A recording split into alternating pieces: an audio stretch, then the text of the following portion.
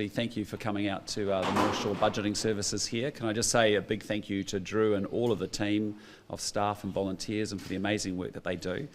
This is a fantastic budgeting service, been in existence for over 30 years, and just talking with the team, it's quite obvious that they are seeing a huge demand for their services up and down. People coming from all over the city actually coming here, but we see this across the country as well. And when you think about it, people that actually have got average incomes and good jobs now coming in record numbers that still can't get ahead. And so it was a real privilege to spend some time with hearing from the advisors and the volunteers about the challenges that they see, but also even just to sit down and talk with a young couple going through those experiences as well, and the help that you and your team here, Drew, are able to give them was really fantastic. But you know, the reality is we are here because of economic mismanagement, and a government that spends 80% more, that drives our borrowing up from $5 to $100 billion, ends up driving up domestic inflation, which drives up interest rates, which makes the price of food and rent and mortgages and fuel incredibly expensive, is what people are dealing with. And this is where the reality of those economic policies dreamed up and actioned in Wellington end up paying the price out here with real people in real situations doing it really tough. So again, can I say thank you for the great work that you and your team do, and with that, happy to take any questions you may have. Amelia. Still a candidate for the National Party? Yes, he is. Yes, he is. You're comfortable with that he is probably going to be in Parliament with the views that he shared on fluoride and mandates? Yes, his comments were from over 10 years ago, or for about 10 years ago. They were entirely inappropriate, and he was wrong. He subsequently apologised for those remarks, and our position on fluoride is very much aligned with the government, which is that we have supported the government moving fluoride management from local councils to the Director General of the Ministry of Health. But his comments were wrong and inappropriate, and it's right that he's apologised. I'm just reading those comments to you. Get rid of fluoride. The poverty issue is redundant. Most lower socio-economics fill their tap with RARO, so pull the other one. That man is probably going to be an MP for you. And those comments are utterly unacceptable, and they are wrong, and it's right that he has apologised for them. That's entirely appropriate that he has. I would expect him to do that. Those comments, I find that they're offensive and they're wrong. What are his views now? His views as the National Party, and he's come out very clearly and said that very strongly, that actually fluoridation in water is important, which should be led by our health. It should be led by our Ministry of Health, not by local councils, and that's been our position. And on mandates as well. Sorry. He held those views for more than 2 decades, and then now he's suddenly changed. I think the comments are from maybe about a decade ago, as I understood it. No, in 2016, right. He had an anti-fluoride comment, which he said that he had been anti-fluoride for 22 years. Well, he may have been, but our position in the National Party is very clear that we are pro-fluoride. It needs to be managed by the Ministry of Health in consultation with local communities. That's our position. He's apologised for those remarks, and he's fully aligned with the National Party position. What comments about lower socio-economic people? Oh, that's completely inappropriate, and that's it's inappropriate, and he's wrong, and it's right that he's apologised. Why is the National Party hiding him? Well, I'm not aware that we are hiding him. His comments are wrong, they're inappropriate. He has apologised for them. Our position on fluoride's really well understood, and he understands and is in that position. On that RNZ's tried to... Well, I'm not aware that we haven't told him to front. I'm just saying. RNZ has been trying to speak to him for a number of days and weeks. So why is? Well, all I'd say to you is that his comments have been his comments are wrong. They're inappropriate. He has apologised for them. I can follow that up with our team. Why can't he, Mr. Luxon? We were aware of his anti-fluoride comments because he was a long-serving local government councillor, if you remember, in Hamilton, and so they were well known. And you thought it was okay with him? Well, the comments are well known, but his position has changed. And so I just say to you, like as we've had on a number of issues, is that if everyone's going for their record of what they said 10 years ago, and you won't have anyone going to Parliament. But in this case, his comments were wrong. They were totally inappropriate. He has apologised for them, and we accept that. So you in August, the National Party put out a press release attacking Deborah Russell for her earlier views about 10 years ago in a blog post on tax. I mean, this is hypocrisy defined, isn't it? No, I disagree. Look, I mean, his comments are wrong. There's no getting around it. They're inappropriate, and it's entirely right that he's apologised for those comments, and he has changed his position subsequent to those remarks. How can you make a comment like that when the National Party put out a press release criticising Deborah Russell and ridiculing the Labour Party for her holding views 10 years ago, and yet today you're saying it's all fine because he's apologised and he's just changed his mind? Well, different. It is exactly the same thing. Well, she's also was associate, finance. She's also revenue, I think it was. She's also a member of Parliament, and she's part of the financial team that is in government. But I'll just say in this case, you're right. I mean, the comments are inappropriate. They're wrong. They're not. He's apologised for it. Why can the National Party change its views 10 years later, but other parties can't change their views? Well, in this case, all I can talk to is this particular issue, which is what I see here is an individual who made some comments that were wrong, inappropriate, and offensive, and they shouldn't be made. But he has actually acknowledged that his position was wrong. He's changed his position on fluoride, and he's also acknowledged and apologised for those comments. That's all I can ask for, right? About the comments he made about you, saying that you needed to explain your mandate position. Well, again, our mandate position has been very clear. At the time, we supported mandates. What's his position on that? He clearly didn't support your position on mandates. Well, I'm not aware what he specifically said about me personally. Is that what you're asking? There was a post saying that you needed to explain your position on mandates. Well, our position was that we supported mandates at that time, right? And his position was that he actually is fully vaxxed himself. Mm-hmm. He was a local councillor who was arguing at the time, as I understand it, that actually people should be able to come into council buildings, whether they were vaccinated or unvaccinated. That was his position at the time. Is this the quality of candidate the National Party is bringing to Parliament? Well, we're bringing a great set of candidates to Parliament. You can look at our candidates up and down this country. We've worked incredibly hard to attract some amazing people. Think about people like David McLeod, Tama Potaka. Think about people like Catherine Wedd, Katie Nimmin. We've got an outstanding set of candidates coming to Parliament. They're working incredibly hard. They know their local communities very, very well. Fleming as well? Yeah, and Greg Fleming's doing a great job. Yes, he has. Does it seem convenient that there's a lot of candidates who are suddenly changing their views now they look like they could be in Parliament under the National Party? They're all individual circumstances, but again, I'll just put it to you that if everyone had to have a perfect record, we'd have nobody in Parliament. Doesn't that come back to the Deborah Russell point? But the point is that it may well do. But the point is, everyone can. You've got to make sure that you've got to have people who want to come to Parliament and be representative of everyone in the community. People may have held positions a decade ago, in Greg Fleming's place, I think it was 2 decades ago, and those positions can change as you'd expect. Based on that, would you accept that those comments that you made or the National Party made regarding Deborah Russell would perhaps put people off from going into politics if they're going to be held accountable for their views that they made 10, 15 years ago? And we just put it to you that on that particular policy area, which we can argue, you had people like Deborah Russell, you had people like Grant Robertson, you had people like Michael Cullen, all saying, "Hey, listen, taking GST off fruit and vegetables, not a great idea." She's changed her mind. Yeah, come on, and Grant Robertson's changed his mind as well. And Michael Cullen, who was on the expert tax working group that the government put together, there's some eminent people there that have financial knowledge and financial literacy and are tax experts and economic experts. I would suggest to him he's not an expert on fluoridation. Yeah. What is the statute of limitations on opinions for you? Well, look, each case is different, and again, it's about making sure. It depends on their political stripe. No, it doesn't. No, it doesn't. It depends on the situation.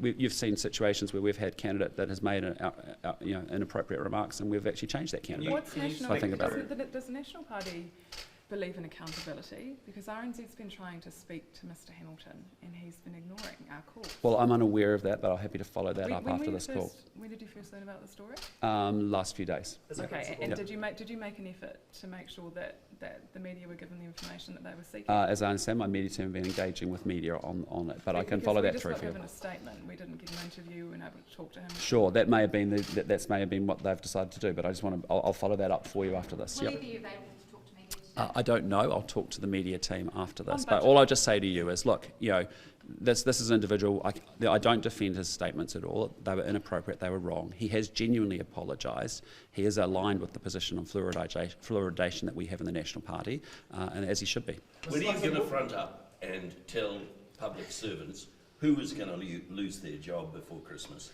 Don't you owe them that kind of honesty? No, because actually every CEO, of which there are many CEOs of many government agencies in Wellington, what we're saying to them is we expect you to deliver a 6.5% savings. How you determine and deliver that savings could be a mix of things. It could be actually stopping wasteful projects that we have got no intention of funding or continuing to be, that just aren't working. We're going to stop that.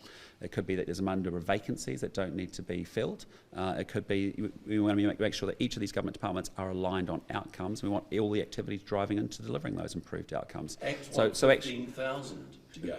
That's their approach. Our approach is different. As I said, on average, we expect to have a 6.5% saving. We're giving it to CEOs to go back through their organisations, through their activities, through their work plans to identify exactly what it is, where they can generate those savings. So how many public servants will you sack, or would you be comfortable sacking? Again, that's up for big CEOs who paid an awful lot of money to lead large organisations of government public services to go through and work out how they will deliver the outcomes that I'm expecting them to deliver in each of those government departments, because we will have better public service targets on each of the individual government agencies and departments, and then they stop the wasteful, the dumb, the stupid stuff, the things that are the activity that's just not driving towards that outcome.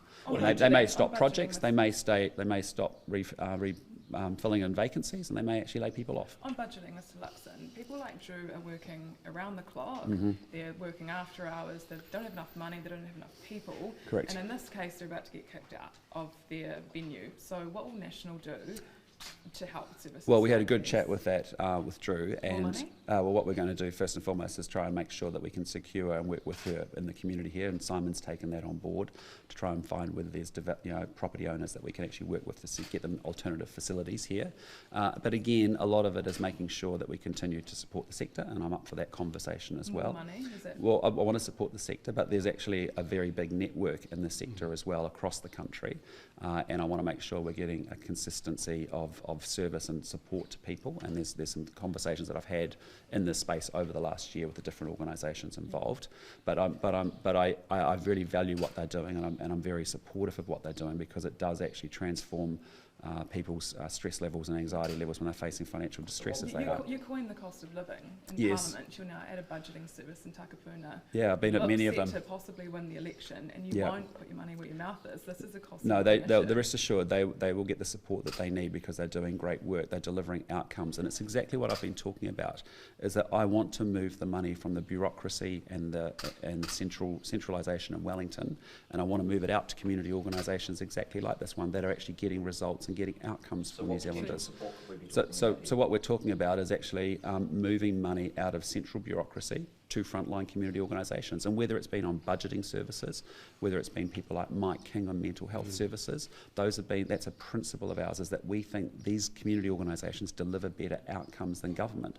So why don't we move the money from the centre out to the front line? That's what we'll do. How could that work? How would it work? Would it just be a lump sum, or what? There's a number of ways that it can work, and we'll work it through in government, because there's a number of models, and they need to be properly considered before we actually Can you give us a couple choose of one. examples? Like No, how could it potentially work? Yeah, what I'd say to you is that I'm very committed to moving money from the centre, because there's a lot of waste and bureaucracy that's built up in those big, large organisations, and I think this government hasn't partnered or worked well with community organisations like this or others that may be dealing with youth homelessness that I've sat down and met with as well, those that I've met with around mental health services, those that I've met with around budgeting services, and many other services. It's just a philosophy that we should have community, business and government working together as the three actors in our society, not government doing everything and actually not partnering or working well with the business sectors or the community sectors. Have you seen Sorry, mate. Will National undo the Labour government's NZ Steel electric boiler deal? No, we'll honour those commitments that have been made already, but we don't support deals like that going forward. And I'll tell you why. BlueScope's a company that made $2.1 billion Australian dollar profit. Why on earth is $140 million worth of New Zealand taxpayer money going to a large multinational when they should be doing it themselves? Is National committed to meeting NZ's first emissions budget? Yes, we've supported, firstly, Net Carbon Zero 2050. We support our NDC 2030 commitments. And as you know, last year we supported the government on the emissions reductions budgets. The way in which we delivered them will be very different from how this government goes about doing it. For example, we want to double the amount of renewable clean electricity in this country. That's partly what we can do, is speed up consenting times. It shouldn't take 8 years to consent to building a wind farm when it takes 2 years to build it. So we're going to make it 1 year consenting period, and we're going to make it last for 35 years. If we need to upgrade, no, it has. But you've got the call-in procedures now, which they're using for wind farms. And exactly, and under this government, under if you think about a particular wind farm, it took 8 years to consent, 2 years to build it, 10 years to get the benefit of it when it powers up 100,000 homes. We've got to accelerate that. We've got to do more of that so that we can actually get more of that investment flowing, so we can actually double the amount of renewable electricity, take a third of our emissions off the table. Speaking of renewable energy, I have a question about solar panels. Yes. National support subsidising solar panels to encourage. I haven't seen the detail of the policy, but again, our approach is to actually double the amount of renewable electricity and say what is it uniquely that government can do to actually speed up that adoption of renewable electricity. Because at the moment, as you know, if we were all to move in transport and into manufacturing full on to electricity, we don't have enough supply. We have large electricity companies that want to, actually want to make those renewable investments and will do over the coming years because they're good economics for them to do so. But we need to play our role in government, which is actually around speeding up consenting times, setting up EV charging networks, for example, across the country, as we talked about in Christchurch last week. Labor is pledging $4,000 solar panel and battery rebate. These are the details. Hearing that, what are your thoughts? Oh, look, I haven't seen the detail of it, and like Labor, most things are in the detail, and like Labor, most things don't get delivered. So I'd have to have a look at it. But what I can tell you is we are deeply committed to doubling the amount of renewable electricity in this country, and doing so quickly, because we think that will make the transition from fossil fuels to clean energy much quicker. Obviously, that's the thing that bends our emissions curve and gets it moving in the right direction. Should all state houses have solar panels on them? Well, I think what should happen is we need to build more state houses first and foremost to get the 24,000 people that are on a wait list actually housed in a good home. I think the priority is to actually get houses built. That would be job number one. It's a lovely idea, but at the moment you're in a crisis. You've got 24,000 people on a state house wait list, and frankly a house rather than a house with a solar panel would be the priority. On Ian Bale, we've got police are looking for a man accused of murder after he breached his Ian Bale conditions. What do you think that says about how the government has operated Ian Bale? And your police spokesperson Mark Mitchell has said in the past that he would prefer people to go on Ian Bale only for minor or more minor offences. Have you clarified or stated, or have you decided what offences they would be? People who could go on Ian Bale? No, we haven't at this point. We'll have probably more to say about that. But at the point is a good one, which is it should be minor offences. So will you lay out what specific offences will be eligible for Ian Bale? Well, that's something that we'll work out in government. So you won't release that before the election? All I just say to you is that it's appropriate that they are minor offences, and again, we can work out the scale and definition of that in government. Your thoughts on the Ian Bale scheme at the moment? How's it applied? Again, not well, but I'm not very happy with this government on law and order in general. This is a government that has been soft on crime. It's a government that says we're safer, but we're not safer. And Chris Hipkins can say it as he wishes, but doesn't make it true, because people in New Zealand do not feel safe in their homes, their businesses, their communities. We have seen people up and down this country that have been, offenders that have been deeply hurt by crime, and this government's been on the side of the offender, not the victim. Can you agree that last month the government called in applications for nearly over 80 wind turbines in Southland, Waiuku, and... Come on, Richard, they've had 6 years to do anything in this space, and they've done nothing. But to go around saying it now takes 8 years to get a wind farm that is the story. It's bullshit. It has taken 8 years to get a wind farm consented. I went to one of the biggest ones in New Zealand and saw it. But it doesn't now take 8 years to get one. Well, it has, Richard, and they've had 6 years in power and done nothing about it. And that's the major thing with this government. It's all talk, no action, all spin, no delivery, saying it so but doesn't make it so. You're spinning. No, I'm just saying to you, that may well be the case now, but it hasn't been the case. They've had 6 years. They haven't had 6 years. Oh, we'll see. The RMA reforms have been a debacle. They are actually slowing up people wanting to make investments around renewable electricity, because there are more layers of approval that have been added in, a lot of untested concepts that will be before the courts for a long period of time, and that's why we've said that we will actually unwind the RMA reforms that have been passed. Did you see what happened at ACT's campaign launch? Just briefly on the news yesterday. Yeah, what do you make of it, and do you feel safe campaigning? Oh, absolutely. There's a lot of security around you, and it does seem like things are getting testy. Look, no, I've been spoken to 10 or 11,000 people on back on track tours over the last 4 or 5 months, and I felt completely safe. I haven't felt that personally myself. Should anyone who assaulted anyone at that conference be charged? Well, I think that's an issue for the ACT Party and for David Seymour. It was good to see him saying that he was going to be taking that very seriously, as he should. Would you urge your supporters to allow the media to do their jobs at political events? Yes, I think we do.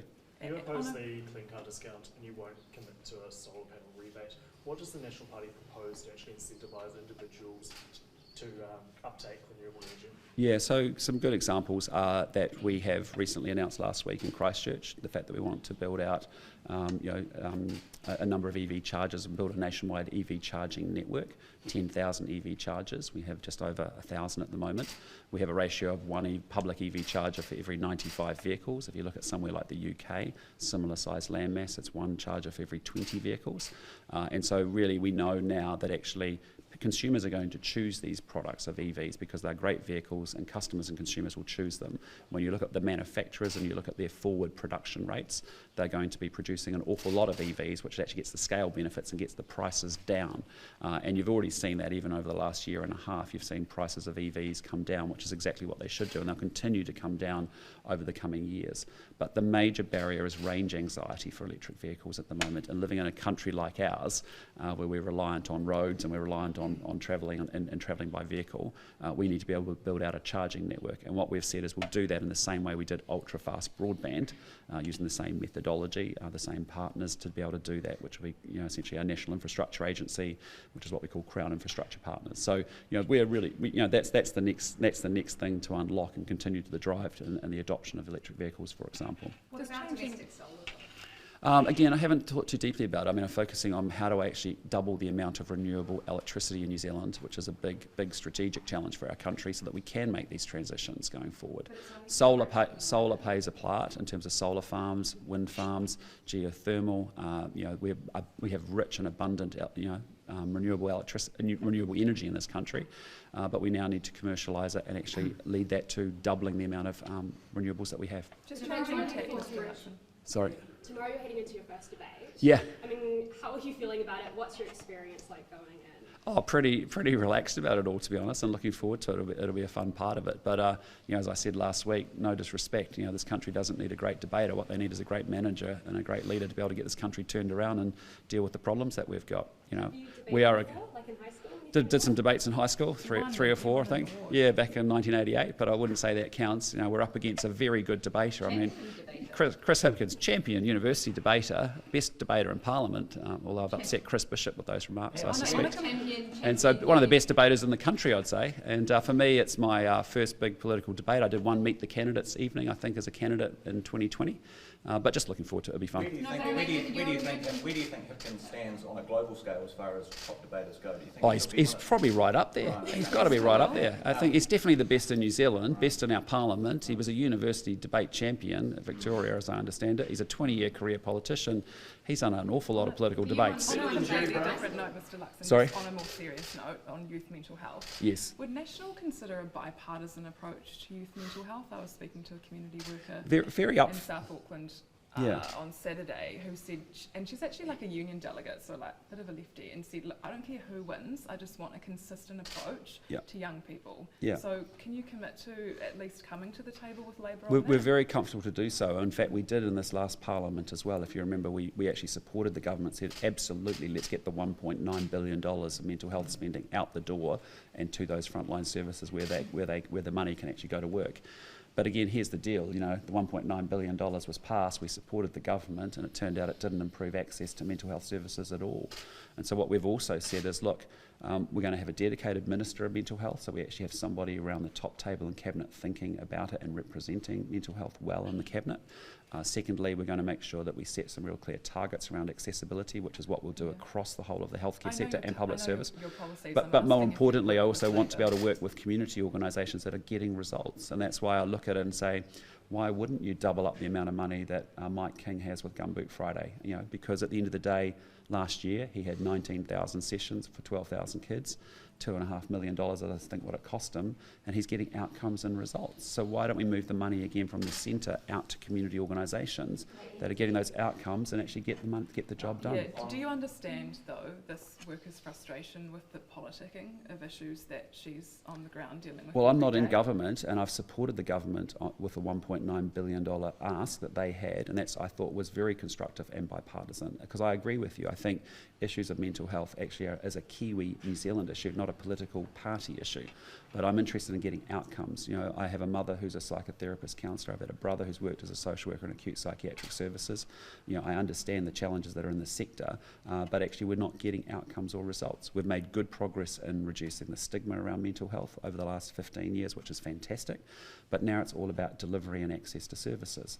But when you are short psychologists, when you are short psychiatrists, when you are short social workers, and when you've got great community organisations that are getting good results, why wouldn't we want to scale them up and power them up to actually get more results? And so that's actually about what you do as a manager to actually move money from one set of activities to another set of activities where you think you can get a better return and better outcomes for New Zealanders. On New Zealand First, and I'm going to use one of your lines, I'm going to be really clear what I'm asking you. I'm not asking you whether you're going to work with him now to answer that. You've said, when you talked about Te Pāti Māori, that you deal with Winston or New Zealand First another day. Can you confirm whether you are going to state whether National will work with New Zealand First, whether you are going to say that before or after the election? Well, what I've been saying consistently is... I was really clear. No, I heard you. What I'm saying is that I am only focused on maximising the National Party vote and making sure people understand what's at risk with this election. If they want strong economic management, they need to party vote National to get a guaranteed change of government. Yes, that's not the question. Yep. MMP is a system that New Zealanders have voted for now 2 or 3 times. That is the system. And then I have to form a coalition government on the other side of that. And as I've said, my preference is to work with National and ACT, and I think that we can do that in a very constructive way. But this is something that your voters, this is something that your supporters say they want you to do. I was at your public meetings, they said that they want you to rule out Winston. So regardless of whatever the decision is, they want. And all I can say to you is my position hasn't changed from yesterday. Winston isn't... that is going to come before or after the election. What I can say to you is I am not thinking about New Zealand First. I'm not thinking because they haven't been in Parliament. They're not a consideration. Does that mean that it's going to and at the end of the day, I have to make a government work on the other side of an election, and I have to use the MMP system and make sure that we can put a coalition together. But as you've seen in many, many polls now for many, many months, our own internal numbers that we look at very closely, we can do this. We are able to form a government as National with support from ACT. That's what we're focused on. I think we have canvassed this before, but just another time for clarity. Under your Prime Ministership, could you rule out asset sales, either partial or full asset sales? Yes, we've said a year ago that we wouldn't entertain asset sales. We actually we've been very clear on that. Wouldn't that be a smarter way of dealing with some of the government finances than laying people off their jobs? Well, what we want is more efficiency and better outcomes and better delivery from our public service. You cannot be in a position where Chris Hipkins was the Minister of Education for 5.5 years, fired $5 billion extra in there, put 1,400 more public servants into the Ministry of Education, and actually academic achievement and attendance has gone backwards. That is a unique and special skill. So, I'm interested in outcomes. You can have a whole bunch of activity, you can have a whole bunch of people, you can have a whole bunch of projects, but at the end of the day, we now have to stop the talking, we have to start doing and delivering outcomes for New Zealanders, because that's what improves their daily lives. And I want a public service that is crystal clear that everybody walking into those offices this morning knows what they're there to do. They're not there to muck around, they're there to actually deliver better immunisation rates, shorter waitlist times for surgeries or for specialist appointments, and I want that across the whole of the public service sector. But John Key saw partial privatisation as a pretty significant answer to some fiscal problems. Yeah, and our position is that we don't need to have it, and we're not entertaining or thinking about asset sales at this point. Yep. Thank you.